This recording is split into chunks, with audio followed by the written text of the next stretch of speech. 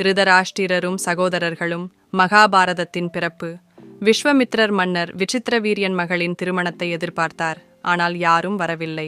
விசித்திரவீரியன் காலமானதால் குரு பீஷ்மர் மக்களின் எதிர்காலத்தை குறித்து கவலையுற்றார்.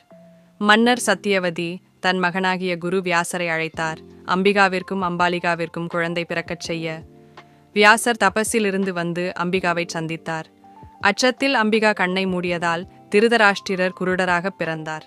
அடுத்ததாக அம்பாலிகா வெட்கத்தில் வெளிரியதால் பாண்டு இளம் ஜாதியுடன் பிறந்தார். ஒரு தாசிக்கு மூலம் வைத்து விதுரர் புத்திசாலியாகவும் தக்கவராகவும் பிறந்தார். இவ்வாறு திருதராஷ்டிரர், பாண்டு, விதுரர் என 3 சகோதரர்களும் பிறந்தனர். இவர்களின் பிறப்பே மகாபாரதத்தின் கதையின் மையமாக மாறியது.